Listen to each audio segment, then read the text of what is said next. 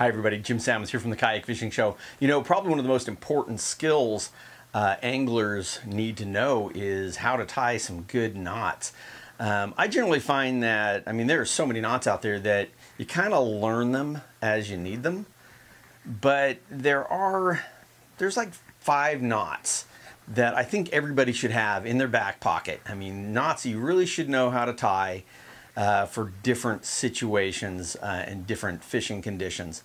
I have seen that. There's obviously a lot of knot tying videos out there.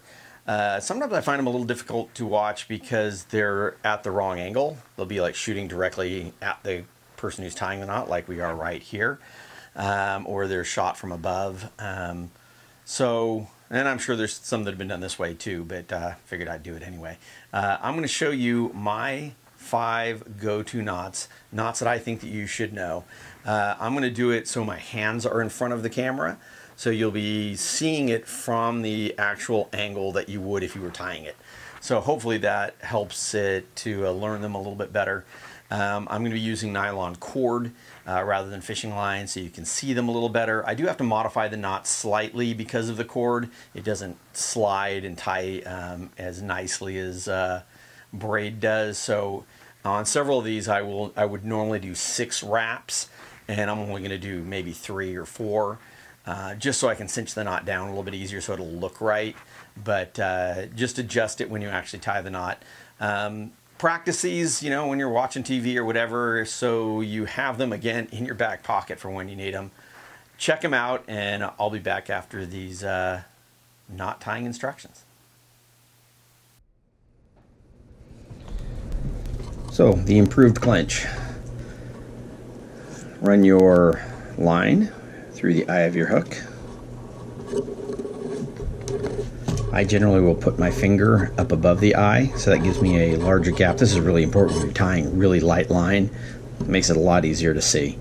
So now I'm going to wrap the tag end around the main line 6 times, but I'm only going to do it 4 here. So with fishing line, definitely do it 6, but I'm doing 4 because this cord doesn't slide quite as well, and I'm using the cord so you can see this better. So there's 1, 2, 3, 4. Now go through the gap that is where my finger is,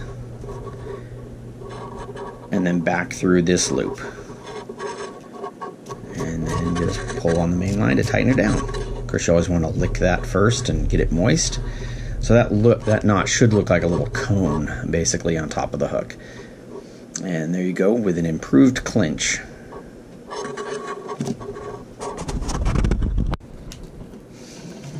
So next I'm going to show you how to tie a loop knot. This is the knot I use probably more than any other, particularly when tying a live bait onto my line, or some lures when I want a little bit more action.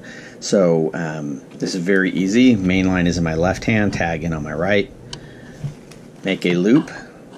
The main line is in front of the tag end. Slide my hook onto the tag end. Wrap my tag end around the loop once and capture it. Make sure you hold on to it. Go around it again, capture it, then take your hook, go through the loop, and then just snug her down. And you can manipulate this with your hands, pulling on the tag end or the main line to make the loop any size you want. But it's very quick. Boom, pull it, it's nice and tight, and there you have a loop knot. And again, that gives your bait more freedom of motion when it's swimming there. It'll move better, more natural presentation.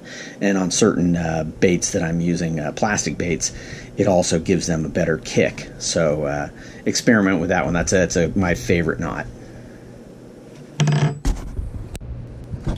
Okay, your next knot is a Palomar knot. This is a great knot for if you are direct tying a hook to braid or a lure to braid. Also, if you want to drop shot, so you're going to have the hook up higher on the line, not on the end of the line. So very easy knot to tie.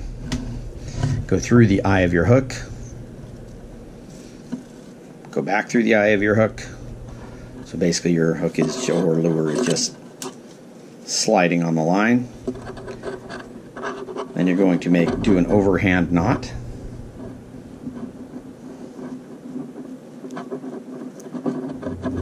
and then take the loop from the overhand knot and put your hook through that loop and pull her tight. So that can be on the end of your line, but as I mentioned, it can also be used for drop shotting where it is higher up on your line. So you have your weight at the bottom and the hook is up higher, suspended off the bottom. So that is a that is a Palomar knot.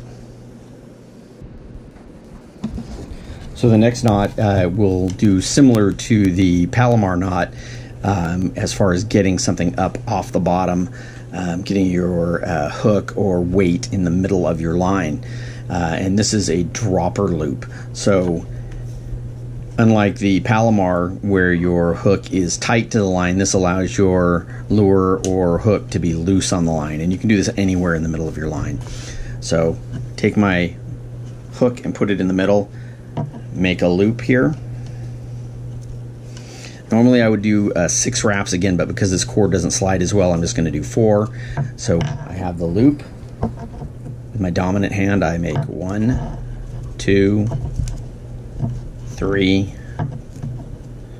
4, and again I would normally do 6. Get my hook, go up through that loop,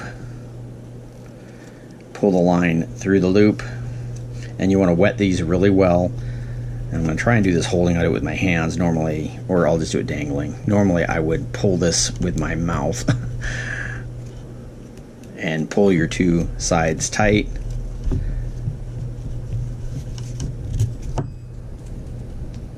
And there you have a dropper loop. Now you can make this loop any size you want, and normally I would make it much bigger than that, but because I'm doing it in front of the camera and I can't put that thing in my mouth to hold it in position, it pulled up tighter. But that is a dropper loop, and again, you can play with that, do 6 wraps instead of the 4 I just did, and play with the size of the loop, because what you can also do is you can cut the one line and then tie your hook onto the end of that whole line, so you can make that any length you want.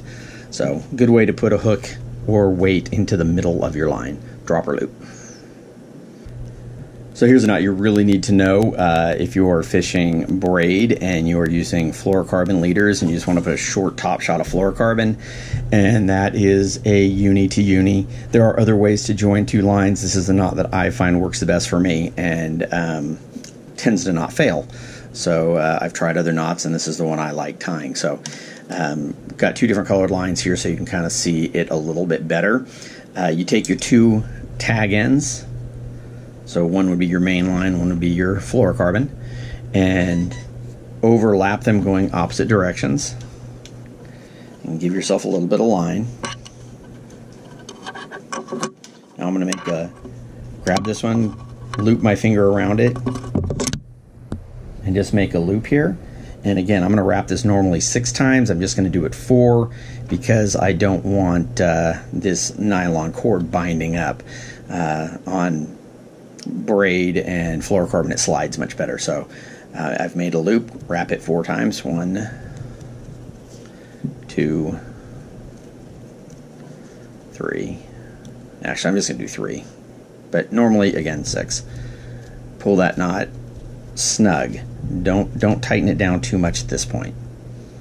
It would be 6 wraps instead of the little ones you see there. Then go to the other side, take your other tag end, make a loop, and again wrap it 6 times. 1, 2, 3, 4, 5, 6. And again, pull that one, snug it up. You don't need to tighten it down too much at this point, but just get it snug. Then grab your 2 main lines and pull them. And wet this thing down really good so nothing gets heated up. But pull the 2 main lines and then pull nice and tight. And it'll snug those knots up against each other. Then trim your 2 tag lines at each side. And you have a perfect way to join your braid to your fluorocarbon leader. And that is a uni to uni. Well, I hope that all made sense to you. Remember, when you're tying them yourself, to add those extra wraps. It is a lot easier when you're using actual seaguar braid and fluorocarbon. If you have any questions, please throw them down in the comments below. If you like the video, give us a thumbs up. Make sure you've subscribed to Kayak Fishing Tales, and remember, always wear your PFD when you're out on the water. Take care.